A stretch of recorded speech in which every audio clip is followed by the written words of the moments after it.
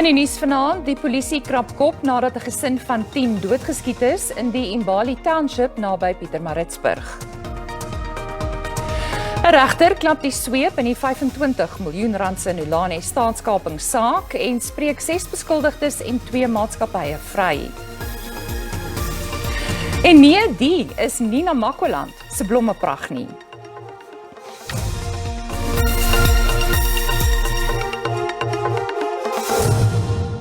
Goeienaand en welkom by die nuus in Afrikaans op hierdie Vrydag aand. Ek is Liesel Olivier en dankie dat jy by ons aangesluit het. Die hoofnuus vanaand, die minister van polisie, Bekkie Cele, het bevestig dat 2 mense in hegtenis geneem is in verband met die massa-skietery by die Imbali Township naby Pietermaritzburg. 10 mense is tydens die voorval dood. 'n derde verdagte is doodgeskiet toe hy van die polisie probeer vlug het. 'n vierde verdagte is nog op vrye voet.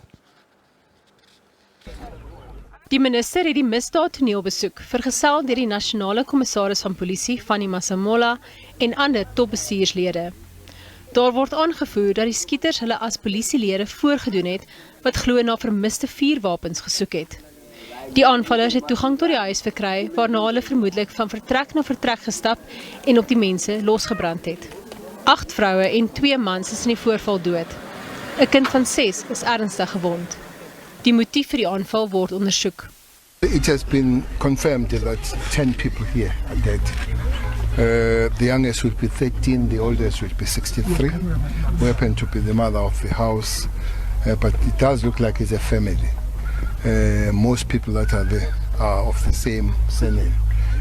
Those that are not of the same surname, they had some form of relationship, so it's a family. Why those people who could come here and wipe everybody off is something that we'll have to find.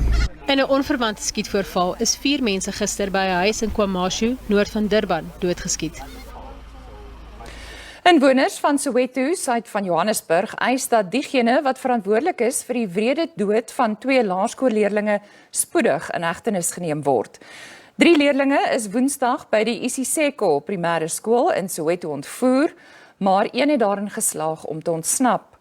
Die 6-jarige Tsiamo Ndlovu en 5-jarige Nkobizita Zulu se erg verminkte liggame is gister in onderskeidelik White City en Rockville gevind.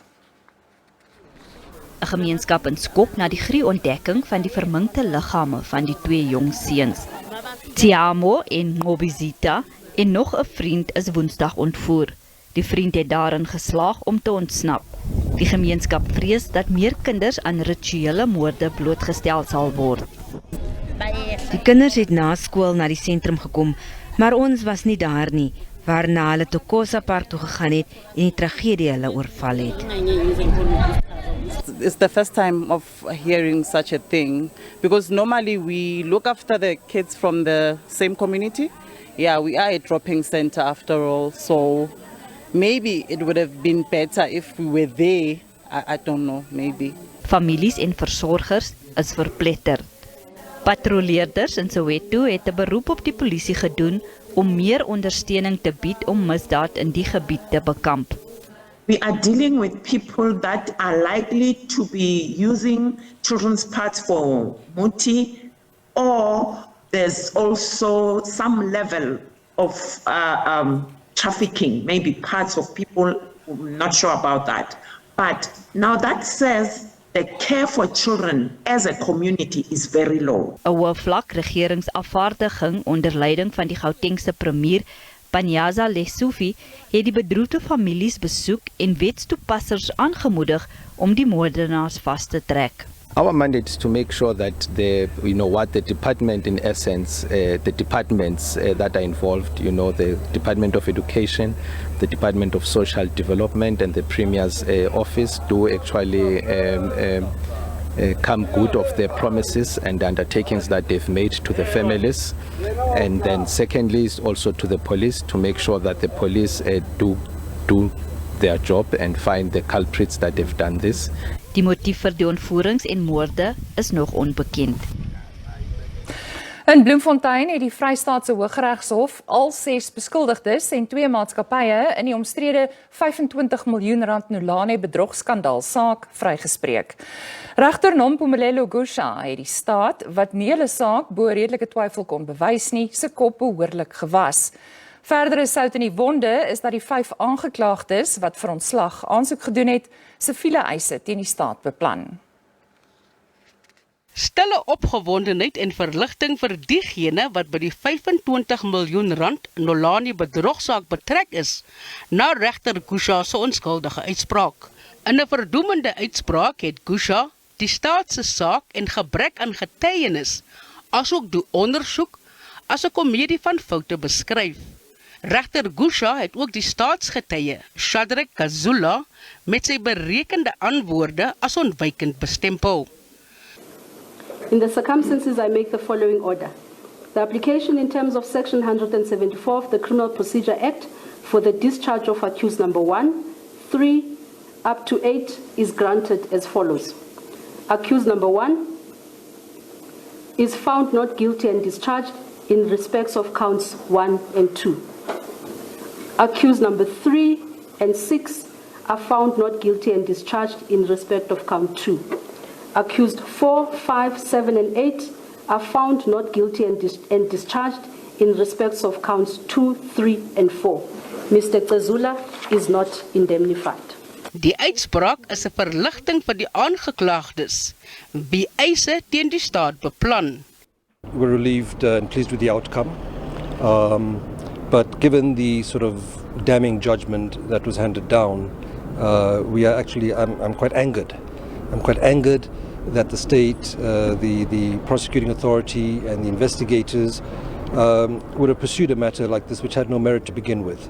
The judge was quite damning in her judgment, called it a comedy of errors of the millennium on behalf of the state and the investigators. So yes, it's angering. Die beleerde nasionale vervolgingsgesag was diplomaties na die staatskapingsbedrog nederlaag. In terms of the bearing on this case, on the other case, it's not something we can talk about or decide on now because it's two different matters on different merits, using different evidence. Yes, there are relations here and there, but it's also an opportunity for us to go back and decide to do things differently. 'n Regskenner sê die 6 aangeklaagdes het gronde om 'n eis teen die staat in te stel. Dit is die eerste hofsaak uit die Staatskapingskommissie ondersoek met regter Gusha wat die staat teen ondeurdagte vervolgings gemaan het. Owerhede hou 'n wakende oog oor die perseel rondom die Verenigde Nasies se kantore in Brooklyn, Pretoria, om te verseker dat uitgesette vlugtelinge nie na die gebied terugkeer nie. Die groep is vanoggend uitgesit na 'n hofbevel wat die regering verplig het om hulle te verwyder. Hulle kampeer sedert 2019 buite die kantoor van die VN se Hoë Kommissariaat vir Vlugtelinge nadat hulle gevlug het van xenofobiese aanvalle reg oor die land. Hulle eis om na 'n derde land verskuif te word. Daar was 'n sterk polisie teenwoordigheid toe die vlugtelinge teen dagbreek die koue werklikheid in die gesig moes staar. The first respondent and all other persons occupying through them be evicted from the affected area. Emosionele tonele het gevolg. My sister, my sister, I don't have the place.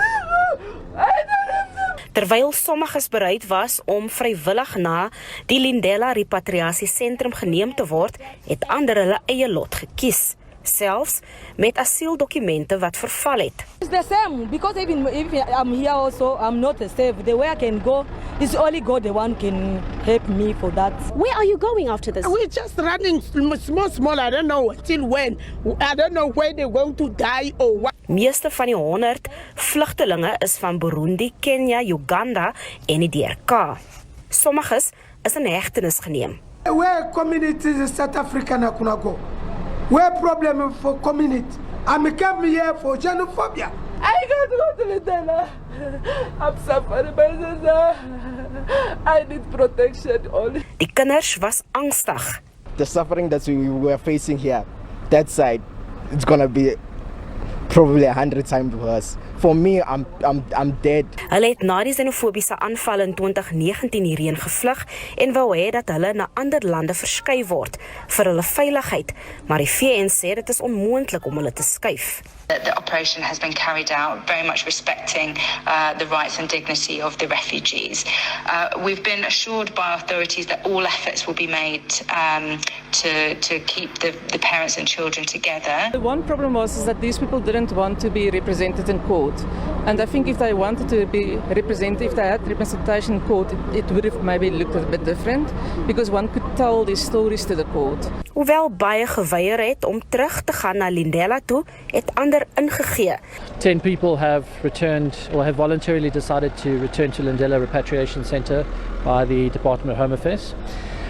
6 people were arrested. Die vlugtelinge weier om na hulle lande van herkoms terug te keer, maar wil ook nie in Suid-Afrika woon nie. Patricia Versaghe, SABC Nuus in Pretoria.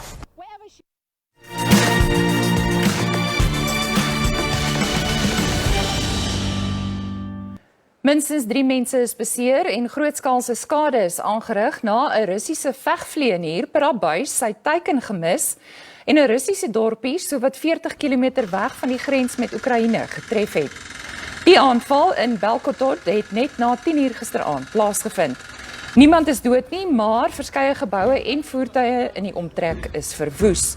Rusland het in 'n kort verklaring erken dat hy 'n fout begaan het, maar het nie gesê wat die ware teiken van die aanval was nie. Brittanje se adjunkpremier en minister van Justisie, Dominic Raab, het met onmiddellike ingang uit sy poste bedank. Dit volg na ondersoek oor vermeende boeliegedrag deur Raab, wat bevind het dat hy wel daaraan skuldig is. Daar is bevind dat hy tydens vergaderings intimiderend en beledigend opgetree het. Die premier Rishi Sunak het in 'n verklaring gesê hy is seer oor sy vriend en kollega se bedanking, maar dat hy dit aanvaar. Oliver Darden is aangewys as adjunkpremier en Alex Chalkwell is die nuwe minister van Justisie. Moslems wêreldwyd het vandag Eid al-Fitr, die einde van die heilige maand van Ramadan, gevier. In die Algeriese stad Tirana het mense in hulle duisende byeengekom vir oggendgebede. Nagenoeg 15.000 mense het ook voor sonop by die sokker wêreldbekerstadion in Al Rayyan in Qatar vergader om te bid, die eerste keer wat so iets in die stadion gedoen is. Vandag is ook die begin van 'n 3-daglange vakansietydperk waar tydens moslems familielede besoek en geskenke uitruil. Ons gaan voort. Die Namibiese president Hage Geingob het lande gekritiseer wat nie lede van die internasionale strafhof is of die Romeinse statuut onderteken het nie, maar op die inhegtenisneming van die Russiese president Vladimir Putin aandring. Geingob het tydens sy staatsbesoek aan Suid-Afrika met president Cyril Ramaphosa by die Uniegebou in Pretoria vergader. Vrede en sekuriteit, nie net op die vasteland nie, maar wêreldwyd is bespreek. Ramaphosa sê die lasbrief vir Putin se inhegtenisname word steeds deur die regering bespreek. Geingob is tans die voorsitter van die Suider-Afrika Ontwikkelingsgemeenskap se afdeling vir politiek, verdediging en veiligheid. Hy het nie doekies omgedraai in sy kritiek oor die lasbrief wat vir die BRICS-leier Vladimir Putin uitgereik is nie. I don't support international criminal court because it maybe before Namibia's independence, we have our own processes, systems and institutions. And into our courts, and they are independent, and if there any crime I'll commit, I'll be tried in Namibia. Ramaphosa sê die regering is steeds besig om die kwessie te bespreek. It is a matter that is still under consideration. We await all the BRICS members to indicate whether they are coming or not. Die G7 ministers van buitelandse sake het tydens hul onlangse vergadering in Japan ooreengekom om druk op die ontwikkelende suide te plaas om Moskou te isoleer. Suid-Afrika is nie deur Japan uitgenooi om die vergadering by te woon nie. We are not unhappy for not being invited because in the end it is the host's choice to invite. Like we are going to be chairing BRICS. And in the end, we are going to decide who should be invited outside the BRICS family. Albei leiers het gevra dat die konflik in Sudan beëindig word. Sommige inwoners van Beaufort Wes in die Sentraal Karoo is woedend vir die Patriotic Alliance en sy leier en distriksburgemeester Gayton McKenzie.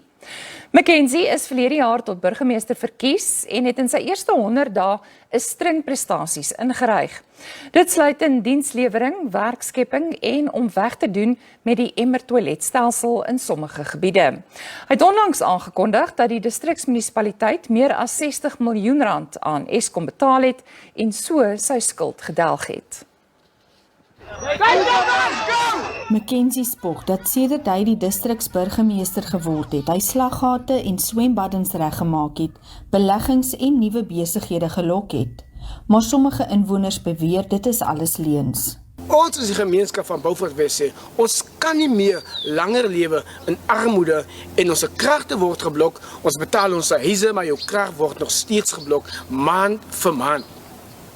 Ons as die gemeenskap van Beaufort Wes sê, ons soek antwoorde en ons kan nie meer toelaat dat die PA en sy koalisievernote ons dorp onder die afgrond bestuur.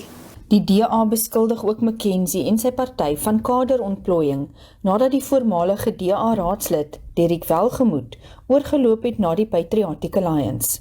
Welgemoed is nou as die waarnemende munisipale bestuurder aangestel. It can safely be concluded that Mr. Welgemoed was lured to the Patriotic Alliance with the corrupt promises that Gayton McKenzie's party would irregularly appoint him to the highly paid position of municipal manager without following any due process. The DA will now refer the matter to the MEC for local government in the Western Cape for urgent investigation. Die SAKP in die streek beskuldig McKenzie daarvan dat hy gelieg het oor die afbetaling van die Eskom skuld. Because they are blocking people's electricity left, right and center, whilst there's someone who's owing 634,000 rands to the municipality, who's going to come to the municipality and even enforce the decisions that people's electricity must be blocked, whilst his electricity is still not blocked and so on. So there is no such. Gayton is lying to the country. He posted on Facebook payments. We are saying to him now, we want to see proof of the payments. In 'n reaksie tot die SAIK se navraag sê McKenzie dat die betogers in diens van die openbare werke program is. Hy sê ten spyte van die betogings geniet sy party steeds baie steun in die dorp. Tanya Krause, SAIK Nuus, George in die Weskaap.